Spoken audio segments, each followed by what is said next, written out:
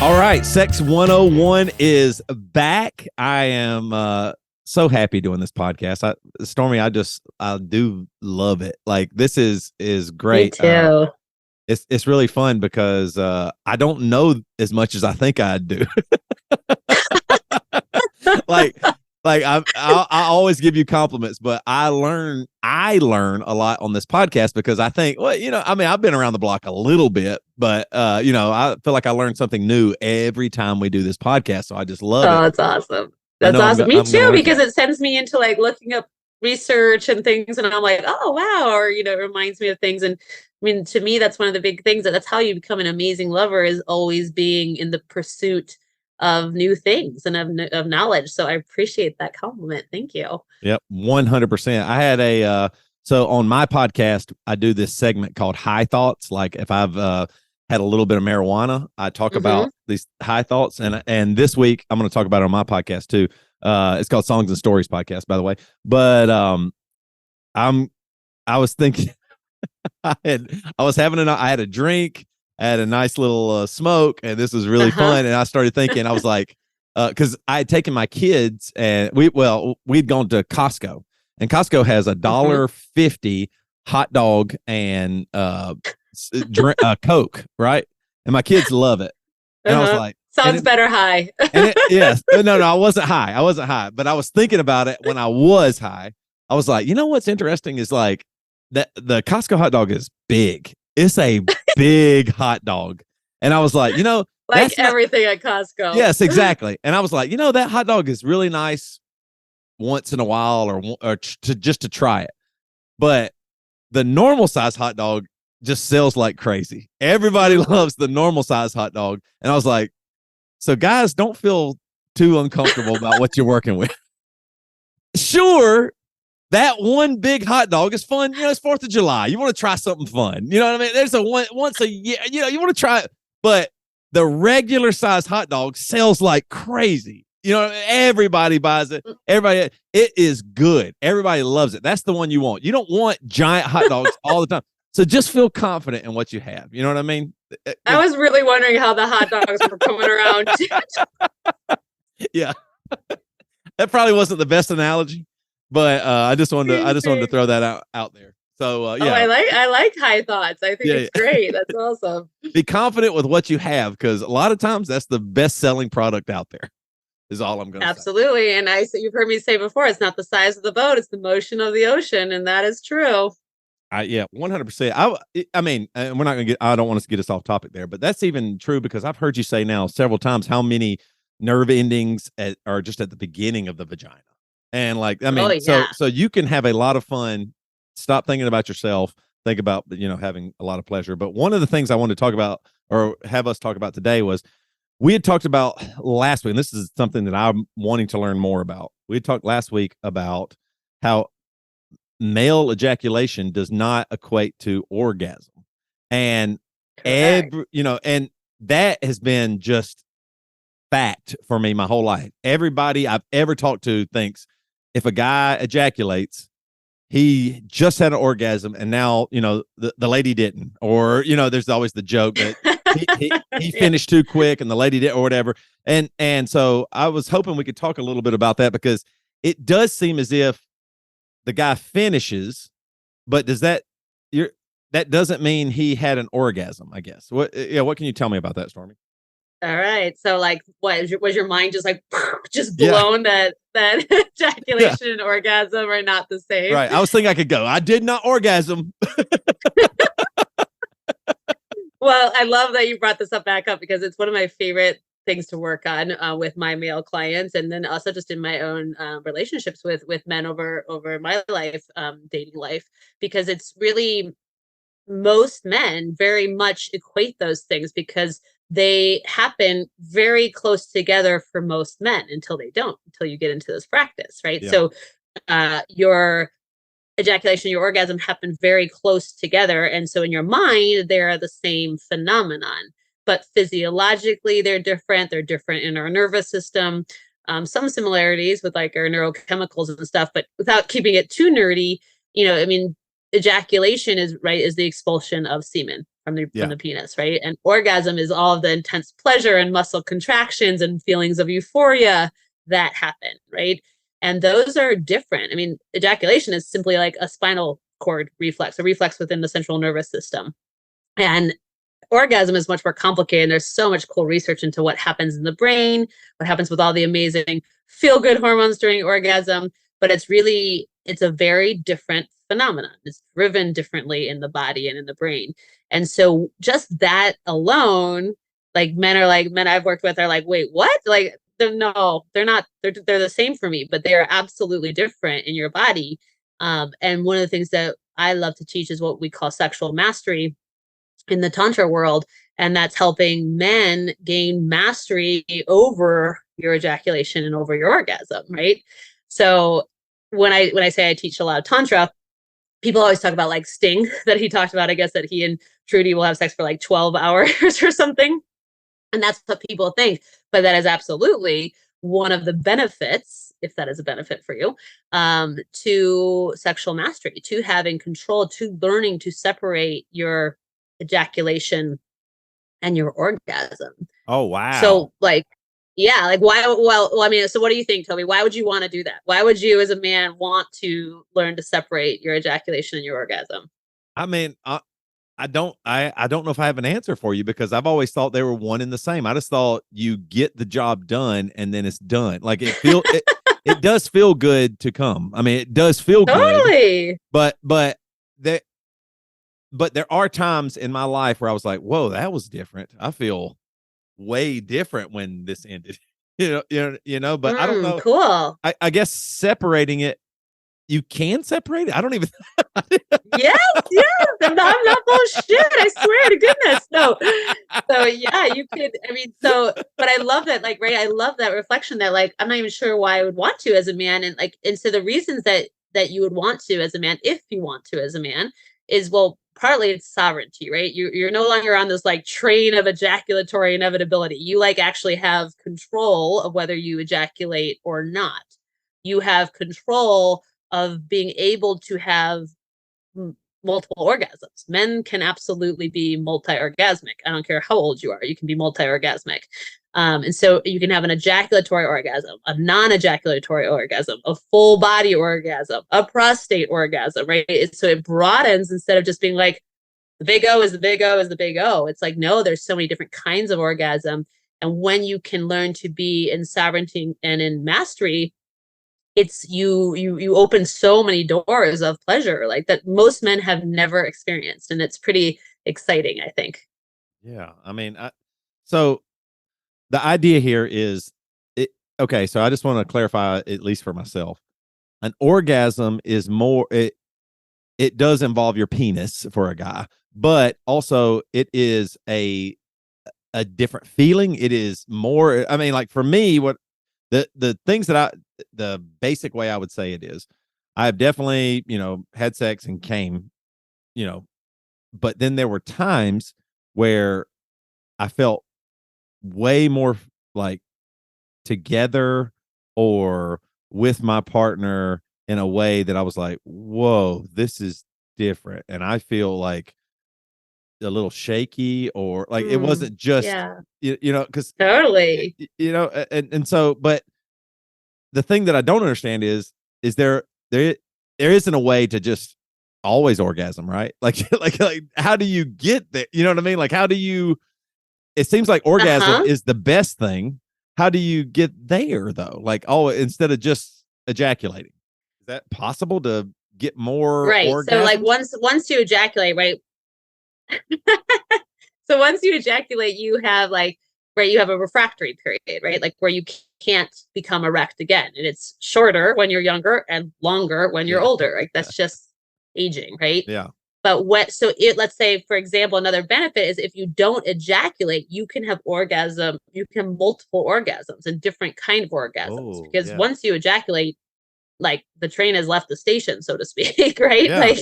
And this is the whole I'm done, right? And so, and also, like you mentioned earlier, Toby, like if the pleasure gap, if you ejaculate and your female partner, we're talking about in hetero couples here, is not near her orgasm, it doesn't mean that that's the end, even if you ejaculate. But imagine if you don't ejaculate, you can delay and prolong your ejaculation, your orgasm to, I mean, one of the best things in the world is orgasming together, right? Like, I think it's Yeah. like magical, like, magical and not easy to do. And so, it gives the man more autonomy, more sovereignty, more power over his ejaculation and over his orgasm. And so you can absolutely have orgasms without ejaculating. And that allows you to keep going if you want to, if you choose to, if you both choose to. And so, one of the next questions I always get asked is like, well, not sure I want to do this, but how would I do it if I wanted to do it? Right. And I always laugh. I'm like, I'm not taking your ejaculation away from you. That's literally impossible. It's not like you're not going to ever ejaculate, but you have choice, right? For some men that I practice with, like some of my clients, they don't want to ejaculate because they want to be able to make love for longer, or they want to be able to they feel really depleted after they ejaculate. So they want to orgasm and keep their energy to, like, let's say, put it into their work or whatever it might be, right? So it just opens up more choice and that's actually one of the main practices that we teach for sexual mastery is what we call edging. But it's basically, right? So let's say if you think of for your body as a man, let's say at like a pleasure scale of 7. So on a scale of 1 to 10, 1 being very little pleasure, 10 being you've orgasmed. Maybe at like a 6 or a 7 for most men, the train is on the tracks, full speed. Like you're going to ejaculate unless you change something, right? Yeah. So in edging practice, you would get, let's say, your pleasure up to, and usually you practice it first in self-pleasure because it's more challenging when there's another body there, another person there, particularly one that you care about. But you might get your pleasure up to like a 4 or a 5 of, let's say, in self-pleasure and masturbation. And then when you start to feel up to a 4 or 5, you back it down. You slow down the pace. You slow down your breathing. You loosen your grip, whatever it is, right? You change something to bring the pleasure down to like a 2. And then you bring it back up. And then you bring it back down. And you do this several waves of this. And then if you want to let yourself ejaculate, fine. But that's called edging. And so what you start to do is start to be able to get your pleasure up to like 7s, 8s, 9s, and not ejaculate. Now think about that. You just went from a 6 where you're going to ejaculate no matter what to like a 9 and being able to have all this additional pleasure that you have control over. So it's super cool. I think it's really exciting. If I was a man, I would definitely want to learn how to do this. Well, I think that's where the hiccup comes with guys. I think that oftentimes men and guys, and at least from my own experience, you think, well, the sex is supposed to be fun and I want it, and here it is, right? And it really, I think there really is a disconnect with practicing. Like you practice a bunch of stuff. Like when you get a new job, you learn their system, or you figure out the way that they do their shipping, or whatever it might be. And I think a lot of times with sex, people go, wait, we're supposed to have great sex just right now, and that is all it was, this is the moment that it's supposed to happen, as opposed to this might not be the best, but what if we can practice a little bit? Like I don't know if people, I don't know, and this might even lead us into a little bit. Another thing I want to talk about too is, do people practice to have sex? Like when you're working with couples or individuals, like are they scared to practice because they think they should just be having sex instead of working on it? If that makes sense. Yeah, it's such a great question. I think a couple of things come up for me there. As one is like practice makes perfect, right? So I would say right. practice. Right. Practice. But I would also say that, like what you just mentioned there, we practice so many things, yet we haven't been trained or taught, particularly by culture, family of origin, a lot of religious messaging, to practice sex. And I'm talking about consensually and safely and all of those things, of course. But yeah, and so one of the big things I work on with my clients, whether I'm working with the man, the woman, or the couple together, is this is a practice. Start thinking of this like a practice, right? Like you don't like go to yoga class for the first time and expect to like do a handstand. Right. It's like, that's like an advanced practice. Yeah. And yet to your point, we do what we know works and we're like, it's good enough. And I'm like, no, you should be having fabulous sex. Like that is available to all of us.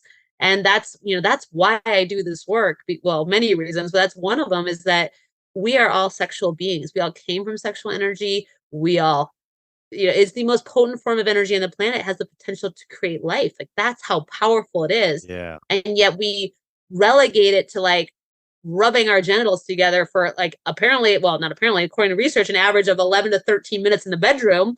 And that's it, Yeah. and there's so much more available for you as a man, for me as a woman, like for all of us, right?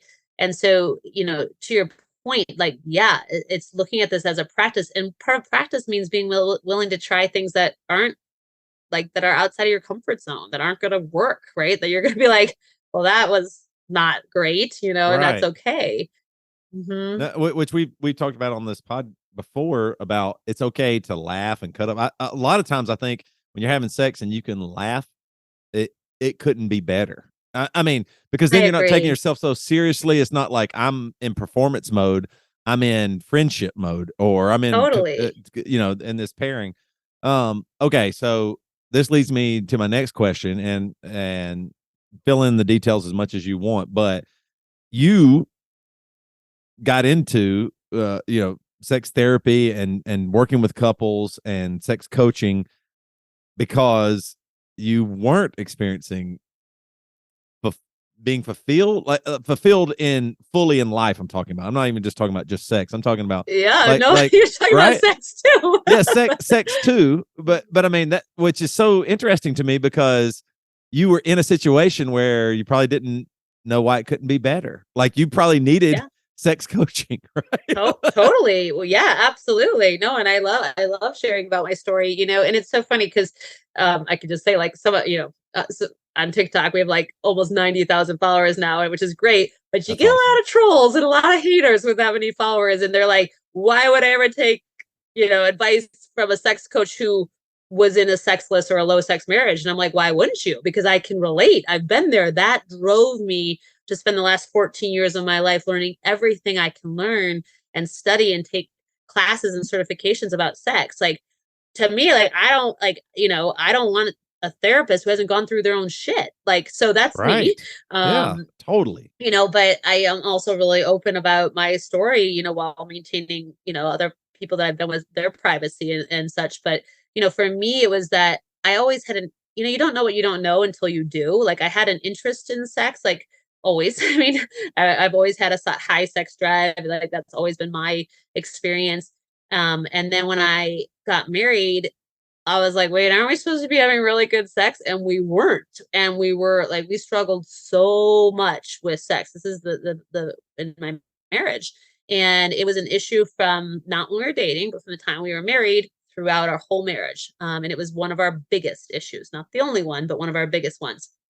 And we saw sex therapists. We saw Western trained sex therapists. I am Western trained. I have my medical doctorate from earlier in my life, but I don't practice as a sex therapist. I practice as a sex coach. And this is Yeah. no slant on Western medicine, because I love Western medicine. But for me, it was missing something. It didn't, the sex therapists we saw weren't, like, they were like prescribing sex, and I'm like, dude, if we could have good sex, we would be having good sex. Like, Yeah. for me, it wasn't enough.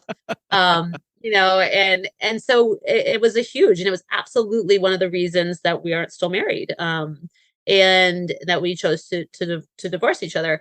And it's but it sent me, as now I'm single for the first time in a very long time, and I'm like, oh my gosh, all I have is like not great experiences with sex, and what am I going to do? And like, all the things that go through your mind when you're single again after being in a marriage, a long-term marriage.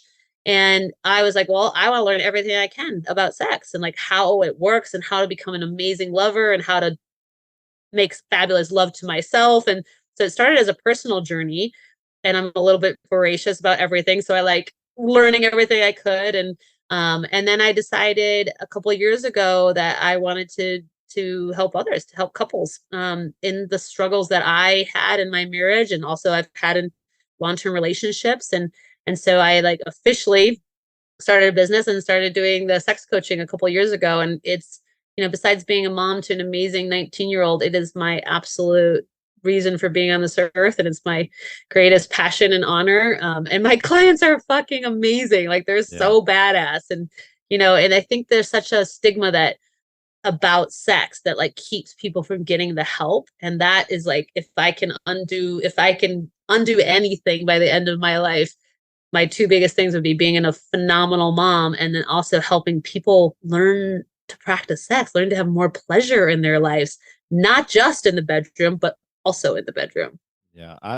I think since I've known you, one of the things that stands out about you that has just really stuck with me is sex is such a vulnerable and taboo thing. And at least I'll even just stay in America that we stay away from it. We avoid it. We just get it done, or we see the pornographic version of it, or, like we don't, we really avoid the intimacy of it. And that's what I really appreciate about your coaching is that you really delve into the idea of sex can actually infiltrate your whole life. Not that you're now this sexy person that's wearing mini skirts or thongs or whatever a guy would wear too.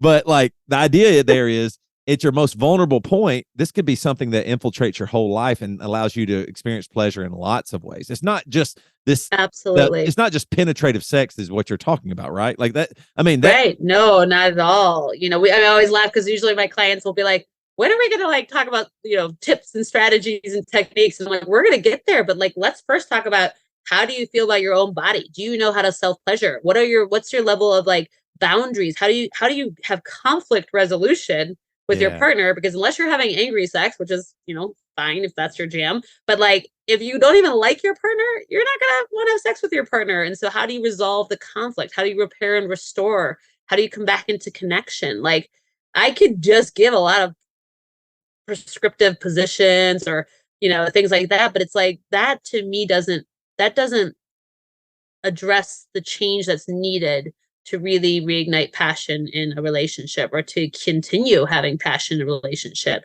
To your point, it's about vulnerability. It's about the depth that you're willing to meet yourself. And that includes like, how do you self-pleasure? Like most of us, if we masturbate to like rub one out, so to speak, right? Or like to release some stress. But have you ever made fabulous love to yourself? And I mean like the best love to yourself, right? It's like, that's a whole different way of thinking and being about it that most people are like, wait, come again? I'm supposed to do what?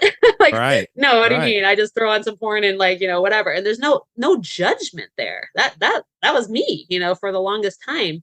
And I might still choose that now, but I have a whole different like array of tools. And back to your whole point about this is a practice. Like I hope I'm learning to make fabulous love to myself or to others until my like last breath. Ideally, I'd go out like with an awesome orgasm. Wouldn't that be amazing to like die with an awesome orgasm?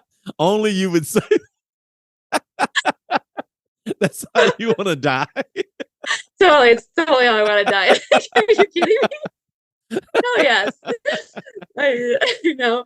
But I also think it's such a vulnerable subject, right? Like my son always jokes with me. He's like, "Mom, sex is literally your favorite subject, but it's not most people's, right?" Yeah. And to normalize this, Toby, for our listeners, like 85% of couples report struggles in physical or sexual intimacy.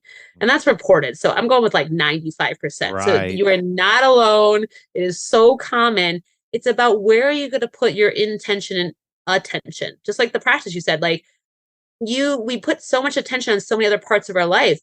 What about how is your sex life with the person that you chose, that you love, if you're in a monogamous partnership, the only person you're having sex with? And how's your sex life, right? And how is your communication and how's your intimacy that isn't sexual? How are all the other realms of intimacy? And just like anything in our life, there's so much support out there and there's so much to learn. I mean, I love I always say like where the science meets the woo, right? Like I love the science about pleasure and the anatomy of pleasure, but I also like breath work and meditation and looking at the parts of ourselves that are in resistance to having all that we deserve, right? So there's so much that goes into it. It's like that's why like my pack if a client, let's say, is doing a package with me, I'm like, oh my gosh, we got 6 or 8 sessions and like we better like really get into it quick because there's a lot of shit to unpack. And that's so exciting though, because that also Yeah. tells you how much room for growth there is. Yeah. I keep thinking about it like that sex is something that it like we were saying earlier, it is a taboo topic. You just go, it feels like you get married and then that's just something you're supposed to do. You know what I mean? As opposed to this is, I mean, I think everybody deep down inside knows it's really important, but at the same time, you know, your life is busy. You end up having Totally. kids, all of these different things, and to just neglect it as if it'll handle itself, it only leads to bad outcomes. Like it really does. Totally. Like sex won't just handle itself. It never like I saw a funny, I put it on my Instagram today. This guy was talking about compatibility with the thermostat. Like if you can find somebody, if you can find somebody that likes the house temperature the exact as you, that means a lot. And it was just funny. And I was That like, is funny. and that is something you don't. That is so simple, and you can figure that out. But like, how much more involved and how much more depth, how much more intimacy is there with sex? And so to just say, Totally. well, it'll handle itself, or it's fine, or like you said earlier, it's good enough. Like good enough Hmm. isn't. I mean, this is your one life with the person you say you love the most in the world, and you're gonna let your sex life be mediocre like that I just doesn't know. make sense. No, and it like actually like legitimately breaks my heart because it's not what we have to choose. Yet it is what many, and I would even say most couples experience, right? Yeah. And I mean, you said it so well. It's like people want to have most people want to have fabulous sex. They just don't want to talk about it or do the work. But where does that? How does that work? Like Right. so you're not going to talk about it. Usually, even with your partner, most couples in long term partnership don't even have deep discussions around sex, which blows my mind. My poor boyfriend, like, he's got like talk about it all the time. Oh, we're talking about sex again. Oh, okay. We Here she goes again. Here she goes didn't- again. But I can tell you for sure is that we're very clear on what it is that we both desire to create in our sex life, right? And if we can't share that with the person we want to have amazing sex with, I can tell you your chances of having amazing sex and maintaining passion in a long-term partnership is not high. So it really comes down to like, and obviously my clients are the people who aren't willing to settle for that anymore. You don't have to settle for that. That's the thing that I'm so passionate about. It's like we take for granted that there's so many things that we can do to build our own sex drive, to feel more sexually alive, to feel connected. How do you communicate to your partner? Like most of us don't even know our needs, wants, and desires in the bedroom, let alone how to communicate them. Yeah. And that's why I think what you're doing is so important because just like regular counseling or therapy, or I shouldn't say regular, but like mental therapy, like with your family members or with you or your spouse or in relationships or just personally you can go to somebody and you can say things in a way that you might not be able to tell somebody like it is hard to talk to a family member uh about how you're feeling, but if there's a non-biased person there that's like, oh, I'm telling them and they can relay it maybe even in better words. Like you are Mm-hmm. so articulate and the way that you are so gentle and explaining things, I just really like it for people to have sessions with you and be able to say, this is what I don't like. It's hard to tell your partner this is what I don't like because maybe they think they're going off. You know, they Totally. think they Totally. think, oh, this is my special move Mm-hmm. or something like and Yeah, to I know. right and to hear that it's not can Right. be hurtful, but with you Right. there, it Yeah. allows both parties, both people to understand. Wait a minute, this isn't. They're not being negative against me. We're actually improving our Right. sex life. You're improving sex, which is what everybody wants. Totally, right? And I love thank you for that reflection. Like, because also it's like, I work with couples, but I also work with the man or the woman in a couple and I also work with single people. But like I have had in the past many clients that I'm working with one of the two in the partnership. And that's because there's so much individual work to be done, right? Like I Yeah. always say in a hetero couple, there's the he, there's the she, and there's the we. And are you nurturing and working on and cultivating all three, and they're that right. So there's, and it's really amazing to see the work and the growth that can happen in a coupleship, but also in one-on-one work. when people are willing to do it, when you're willing to prioritize. And that's one of the reasons that from my side, that we created this podcast is like, let's give some adult sex ed. Let's give some sex ed that we all wish and would be way better off if we had gotten, but we don't, because our culture is not particularly sex positive, you know? Yeah, you're right. You're totally right. Like we are not a sex positive culture. And No. we are oftentimes, in the murky waters of shame or guilt or perversion. Totally. We think we're perverted if we like something kind of tickling our butt. Totally. You know what Yep. I mean? Yeah. You know what I mean? Like seriously, like Yeah. there are.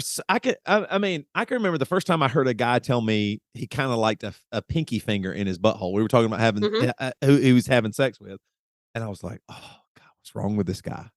Why is he saying this? You know what I mean? And now I realize, wait a minute, I was the wrong person.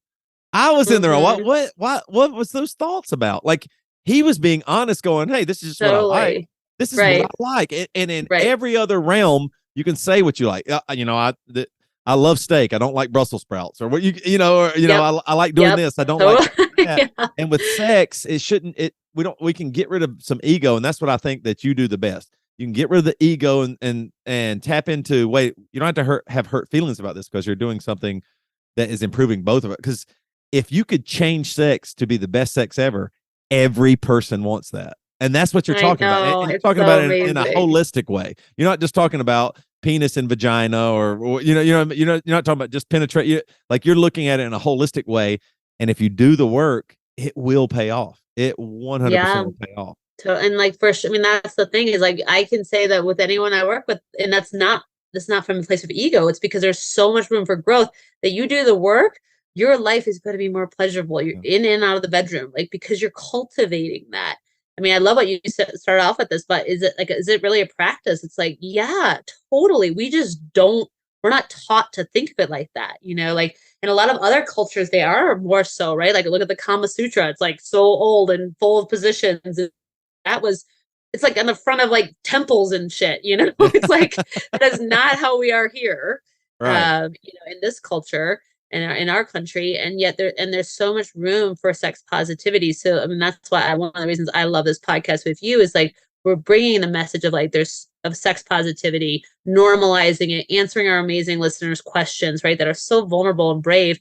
And then hopefully making your world a little bit more sex positive, right? Yeah, 100%. And once again, just like you mentioned earlier, the reason why you believe so strongly in this, Stormy, is because you've lived it. And I'm learning right now and living it right now. Like you have lived this. Not only have you done the research and the studying and the practice, but I mean, you've lived it. You know what it's like to feel more fulfilled in your life. And when there's a healthier foundation with your sex life and with that intimacy, like, from firsthand experience how much more depth there is in your life. And so that's why I think and I can say like super vulnerably, like when it became so painful in my marriage that I just turned my sex drive off. Like I was like, it is easier to not have sex, to not want to have sex, to not initiate. Because for me, I was the one feeling the rejection most frequently. And so, but that was that was like living like a shell. Like, we are sexual, vibrant beings. We really, truly all are. We're all in various degrees of in touch with that. But for me, the most life-changing thing was after my marriage, and that doesn't have to be the case. You can make this shift while in your partnership. I didn't have the skills then. I do now, right? But that I will never let pleasure not be a part of my life. And my partner knows that like my priority is on our intimacy, period. Like that, and not just sexual intimacy, but on all kinds of intimacy. Probably ad nauseum for him, but my priority in our relationship is our intimacy. Yeah, 100%. So, and folks, I'm certain there are people listening right now.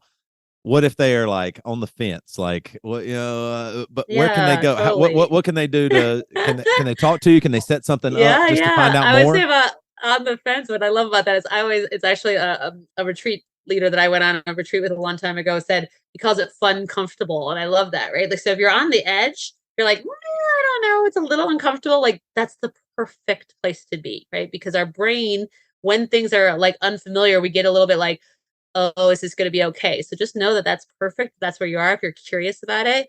I mean, and I offer a 30-minute complimentary discovery call with me. You can lovedeeperlab.com and you can book a free discovery call there. And my desire is to be of service to you all in those 30 minutes where you get clear on what you want to create. And if you did nothing else, if you did no further coaching or no therapy or read no further books, you would have more of an idea of how to create that. Because if we can't actually get clear on what we want, we cannot take steps towards it. So that's really the point of that call. And just to kind of get to know each other, like, is this work aligned for you? Because it isn't for everyone, but it is for the people who want to have amazing passion in their life, and I believe that that's more of us than we think. Yeah. Investing in your sex life couldn't be more important to me, or something that I think is important, just because it infiltrates, like we were saying earlier, the rest of your life. There is something Totally. there about being so vulnerable and intimate with another person that allows you to see things in a way different capacity, and is so valuable. So It yeah. is. So yeah, Thanks. you folks, right? Stormy at Love Deep Labs, right? Yep. Yep. Right now. Okay. All right. Speaking of, let's see if we can help some folks. You want to do some listener questions? Let's do it. All right. We got 4 listener questions this week. Is that cool with you? All right. Yeah. Perfect. All right. Here's the first question. I am a 33-year-old female and I barely have any sex drive. I know my husband would like to have more sex, even though he never has complained, but I almost never am in the mood. I have heard that hormones could be an issue, but also I would like any tips on boosting my sex drive. And that comes from Not Tonight Honey. So I love that question. I mean, so sex drive is not a set point. Sex drive is not static, right? So it varies day by day, actually hour by hour for every man, every woman, every non-binary person. It just varies, right? So what I hear her asking though is that her sex drive is almost nothing compared to what it probably used to be. So, and that I want to just normalize that. 1/3 of women and about 15% of men report really feeling like they have no quote unquote no sex drive. So I just want you to hear that you're not alone, you're not broken, and that there is so much that can be done. So I always start with ruling out the medical. So you gotta have a conversation with your doctor about that. Check the hormones, check things like, is there medication interaction? How's your thyroid? All the medical reasons. And if there are no medical reasons for your lower sex drive, great. Like if there are, let's address those. If there's not, then great. We know that and we can work on some other kinds of strategies. And so, simple things like lower your stress is a pleasure buster. So how's your stress? And that's easier said than done, right? To lower your stress, but just look at how is your stress? How's your sleep? Yeah. How's your diet? How's your exercise? These are all things that are research proven to increase sex drive or to hinder sex drive, right? So just checking out that. And then I think, having a conversation, I say this in every answer, but communicating with your partner, like, I'm really struggling with my sex drive right now. Like, and you probably are noticing, honey, but like, I'm just not feeling it, like, not feeling alive, whatever it is, so that your partner is part of the process. Otherwise, he's over there trying to read your mind.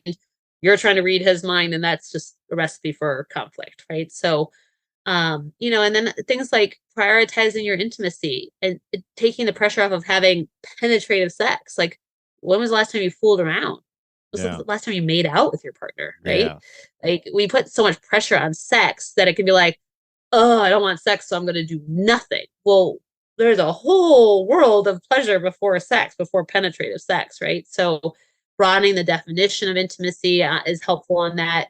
And then, I also say, like, lots of lube, like a logistical thing, like take away like friction or constriction as a problem. Use a lot of lube. You don't just have to use lube on the genitals. You can use oils or lubes, all over the body. So, different things like that are ways to kind of look at your sex drive. But I also think have grace with yourself, because it does wax and wane, but there's absolutely things you can do to help increase your sex drive. Yeah, I think you're right. Try a lot of different things. Don't just think that the answer isn't just, oh, I just have low sex drive. Like, there is more to the story there, is what you're saying. Mm-hmm. And I totally 100% agree. All right. This next one comes from Slippery When Wet. My girlfriend gets really wet when we start having sex. Sometimes she's so wet that there's not much friction. She says it feels good, and it does feel good to me. But if she was a little less lubricated, I think it would feel even better. Is there anything we could do to try to make her less moist? I know you like that word, Toby. I don't like the word moist. I do not like it. All right. That is so funny. I didn't know this. Do you know that my least favorite non-swear word is moist? That is, I mean, but I'm always like, it's really good for things in the realm of which I teach, which is right, sex, but but you it's don't like, not such a great word. It's just, or like, it's probably good for like baking things too, I would imagine. But like a cake. But yeah. that is too funny. Yeah. Okay, back to the question. So there is no such thing as too wet. Okay, and that's not to invalidate the listener's question, but there is no such thing as too wet for a woman with vaginal secretions. However, caveat to say, if there's increase in vaginal discharge, that's way more than typical for her, like that's worth bringing up to the doctor or checking out because it could be an infection or something like that. Okay.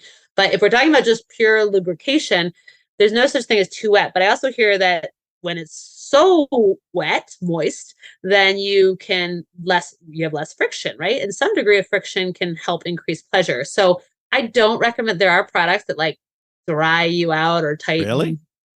Yes, but I don't Yeah. recommend them. Yeah. Because if you're changing the pH and you can, Right. it just, the pH of the vagina, which is like magical and lovely, Yeah. and it really can mess things up. So I'm a little bit more of like a hippie on like Right. not using some of that stuff, but those are out there. But I would say instead do things that can, since you're wanting more friction, likely, or a feeling of more tightness, change try different positions, right? Try different positions, try different angles there. Because right, like, so even example, like woman laying on the bed with her legs closed and you penetrating from the top, you're going to get more friction because of her legs being closed, right? Yeah. Versus the normal of legs splayed open a little bit. Right. So also things like a cock ring, like that it can vibrate or not vibrate, but can help increase sensation for the Yes. man. Okay. And then I would say, like, for the woman, if she's feeling like she wants to feel things tighter, I'm like moving my body as I do that, tighter, more snug. But Kegels, I love Kegels. I love Kegels for men. I love Kegels for women, for non-binary persons. Like Kegels are amazing. Yeah. So practicing Kegels and pelvic floor exercises can help to provide more muscle tone and provide a feeling of being tighter. Yep, you're totally right. I just saw an article about Kegels for men, and I wish I could remember the exact percentage, but if men would commit to doing Kegels, their erections are phenomenally harder. Like the percentage of Totally. increase is just crazy. Like It's it's wild. amazing. Yeah. Yeah, Yeah. we have this 100%. thing that Kegels are only for women, and a lot of women are like, "Oh, it's only for me post baby if I'm like, dripping urine or something." But that is totally not true. They're amazing for men and women. I think they're incredible. I have a thing where like it's just my like I've taught my brain like at every stoplight I just do a few Kegels. Yeah. It's like it's Yeah. like Right. so Yeah. The payoff is going to be great. I mean, yeah, why not do it? totally. And it's Yeah. like that's my 100%. cue for my brain to be like, oh, stoplight. And Yeah. Kegels actually, if you're doing them right, feel good, right? Yeah. So it's great. Why not? Yep. 100%. Next time you're at a stoplight, do a few Kegels. Yep. All right. This comes from hard conversations. My wife and I had a tough conversation about our sex life. We've been married for 10 years and have sex about once a month. I brought up to her that I would like to have sex with her more often, and she sort of dropped a bombshell on me. She said she is struggling with being attracted to me. She says that she loves me and doesn't want a divorce, but that she doesn't feel turned on by me or desire me. I'm not mad and appreciative that she can be honest, but still, I'm a little hurt by her words. I have gained maybe 20 pounds over the last few years, but I'm still in fairly good shape. I think he's thinking physically he's unattractive, but I don't think that's maybe what she's saying. But she said it wasn't the weight, but that we just aren't connecting. How do we rekindle the attraction? That is such a vulnerable, amazing, powerful, and very That's sexy question, by the way, to ask. Like, that's amazing. And the first thing I want to say about that is I love the reflection that you're glad for her honesty. Like when you were reading me that's the first thing I thought is like, wow, how amazing. What level of intimacy and vulnerability to have this conversation. So like take a moment, both of you, and honor yourself for that. yeah, It's also really fucking sexy. Like, even though it was hard, it's really sexy to have this level of conversation. So kudos to you and your yeah, relationship, I would say, even if it's hard, right? yeah, And then about attraction, like it's really common to lose or begin to lose or feel a decrease of sexual attraction in long-term partnerships. It's incredibly common. It doesn't have to be the case, but it's very common. So I think it's important that we look at things like, right, there's a thing called new relationship energy. It is literally like a thing. They call it NRE, right? It's what happens in our brain and our Yeah. body, the butterflies, all of the things that happen in a new relationship that don't happen in a long-term partnership, and we can get it confused with attraction. So I would think just look at that, just be aware that Yeah. there's no new relationship energy. That's okay. It's just part of being in a long-term partnership. But is there still behavioral and emotional attraction? This is a question for you to ask your partner or for her to be thinking about on her own. Is there still emotional and behavioral attraction? Right? Is Can she pinpoint why she feels like she's lost sexual attraction? Right? Yeah. And this is stuff for her to think about and bring to you. And it sounds like you guys are already having really great conversations. I would say keep the conversations going.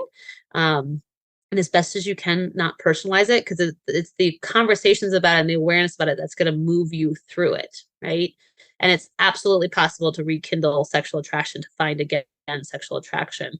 So looking at that, and then just some kind of like, tips that I was thinking about is things like novelty, adding in something new, right? Back to that new relationship energy. We add in new things like date nights, a sex toy, something you haven't done together, read erotic poetry. I mean, I don't care what you do, cook a new meal together, just something new. Yeah. And then putting a little more priority and attention, like we were talking about with the sex coaching. You don't have to go out and get a sex coach. You certainly can if you want, but putting some more intention and attention and effort into your intimacy, not just your sexual intimacy.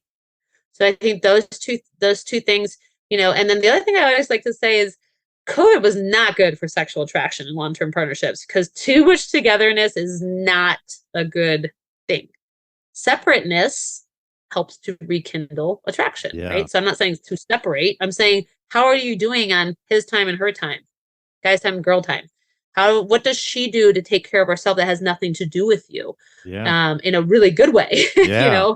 Yeah. So I think COVID was a huge, I mean, Kinsey Institute, I love, is doing some COVID studies. And I don't think we're going to know the impact on sex and long-term partnerships for a long, people are either making babies or like sleeping in separate bedrooms.